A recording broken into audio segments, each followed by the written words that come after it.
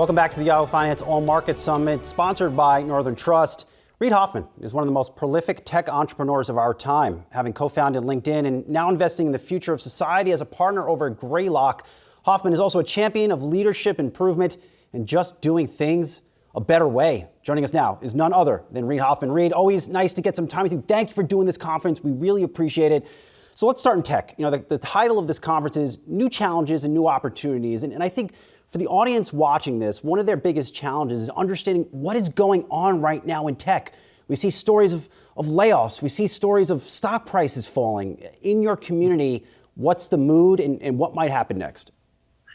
Well, one of the things I love about tech is even in capital challenge times, there's always optimism. And so, yes, obviously we've had this kind of 10 plus year bull market, lots of investment all over the place. I think part of what you're seeing is this kind of retrenchment, refocusing, saying, okay, we can't do 7 initiatives or 10 initiatives. We can only do 3 or 5. And that's causing some restructure. I think that restructure is very good for the company. It's very good for the industry. I'm not at all worried actually ultimately about the vast majority of people's jobs, because I think there's still a lot of capital flowing in to everything from startups to large companies saying, hey, technology is part of the future. There'll be some painful dislocation that obviously we should soften that and make that work as well as possible. How scarred is tech after a year like this? In many respects, I think from an investor standpoint, many have never seen this type of commentary, this type of vibe. Well, I think it's always, you'd prefer to just be the kind of the simple heroes, the ride in. We built new product services, new technology.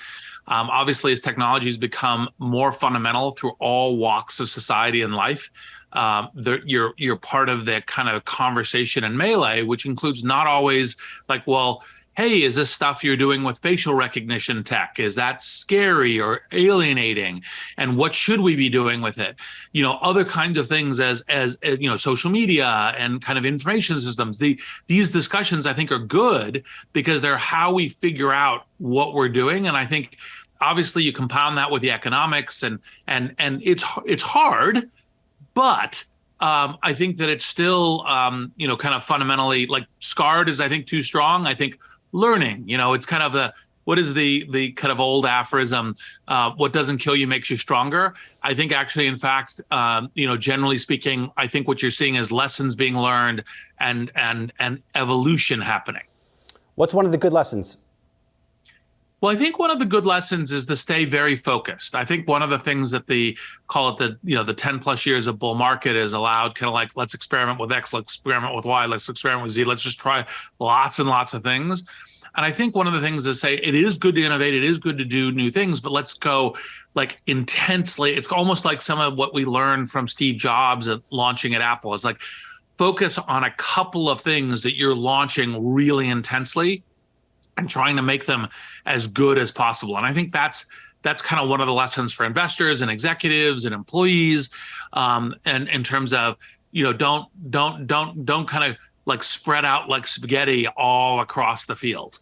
You know who seems really focused, Reid, and it's an executive I'm sure you know very well. That's Satya Nadella. Now, he's speaking at our All Market Summit too, but here's someone that is, I think, stayed laser focused. Of course, great brand, but it seems to be doing a lot right in a very challenging environment. I think that's 100% correct. I mean, Satya is, I think, one of the great executives of our time.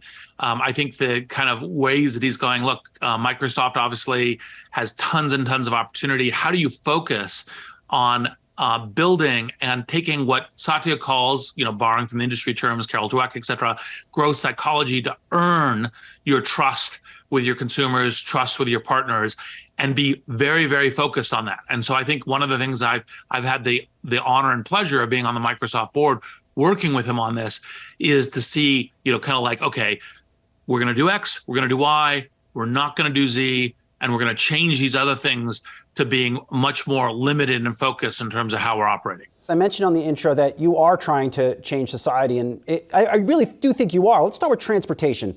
And let's start with Convoy Trucking. You were an early investor in that company. Where are they now? What does their valuation look like? And what do their forward plans look like?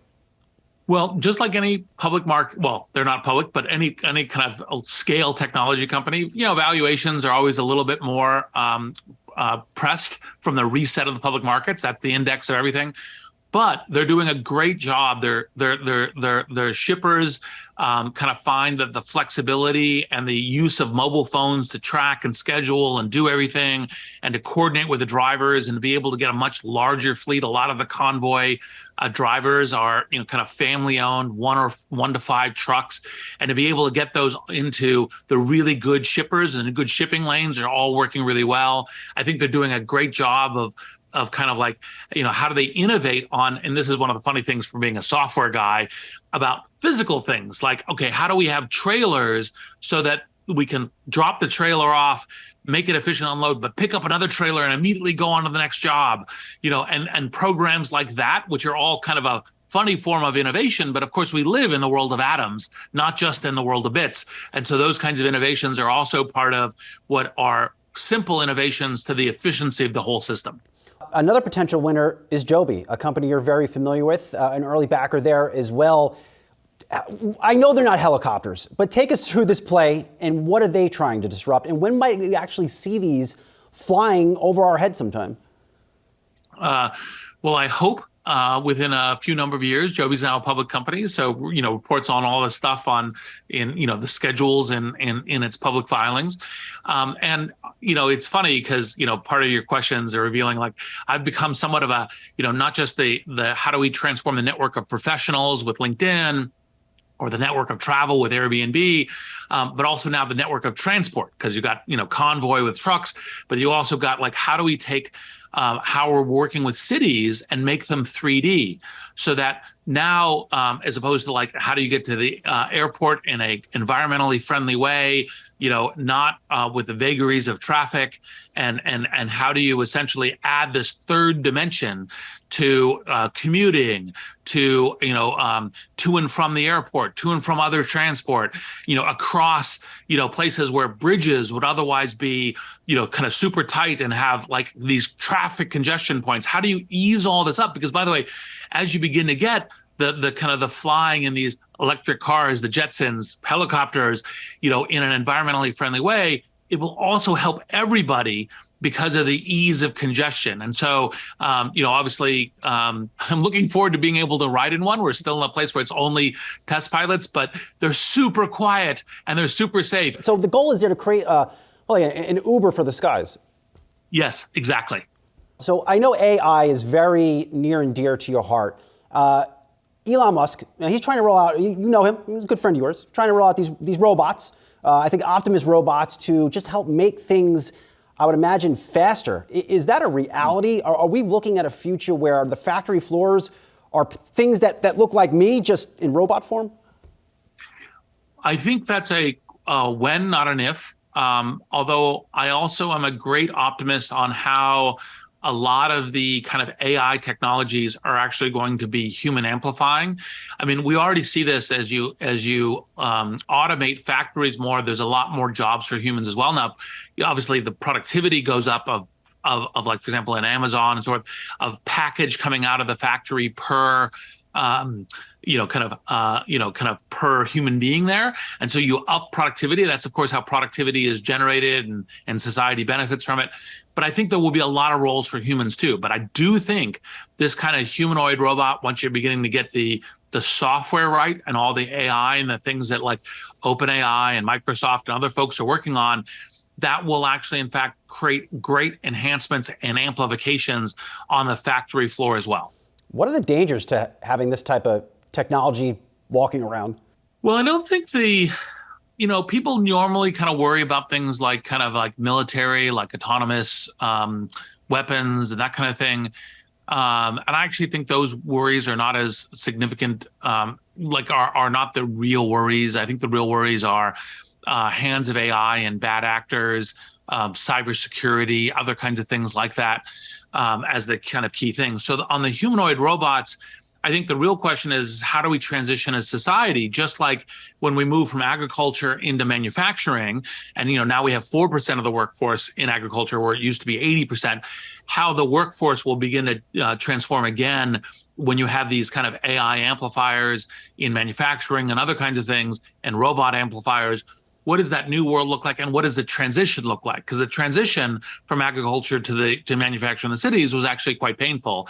Hopefully we can learn from history and make that easier and less challenging. Let's dive into, before we run out of time, on leadership, another topic that you are very, very passionate about. I follow your LinkedIn page extremely closely. I really enjoy your posts on this, but what are you telling the next generation of leaders now, the companies that you are invested in? They have had a challenging year. 2023 is shaping up to potentially be challenging, at least in the first half. What's the best advice you're giving them? Well, it's roughly around the things of take the challenges and convert them, which are painful, you wouldn't have necessarily selected them, and convert them into making your company stronger, making your relationship and trust with your customers stronger. So you do kind of restructures and you do refocusing early in it. You bring your company along.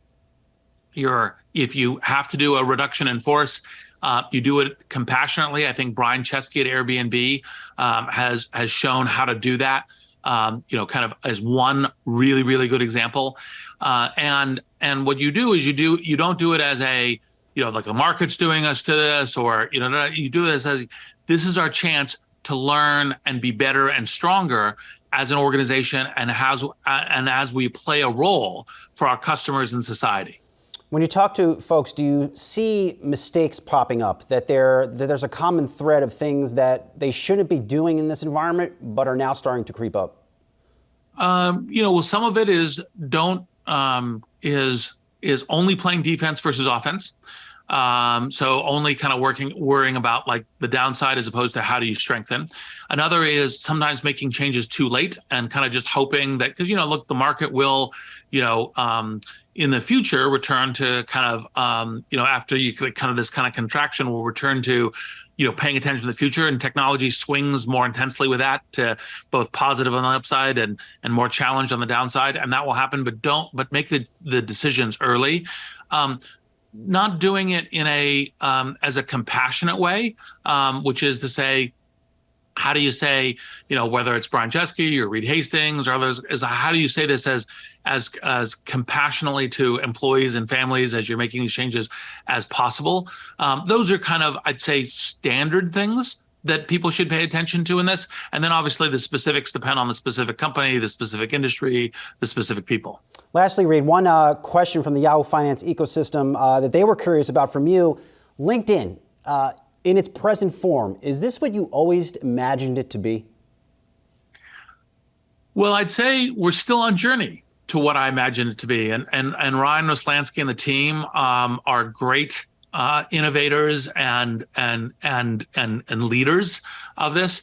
I think we're just at the beginning steps of how like learning plays into it. We're at the beginning steps of how do you use your network to get news and information in addition to kind of job opportunities and recruits and sales.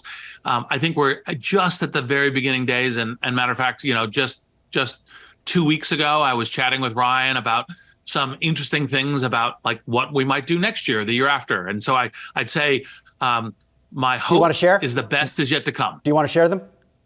Can't, unfortunately. Fair enough. Well, Reed Hoffman, we will leave it there. Thank you so much for your time. We greatly appreciate it. You're always gracious with the folks here at Yahoo Finance. We'll talk to you soon. Great. Thank you.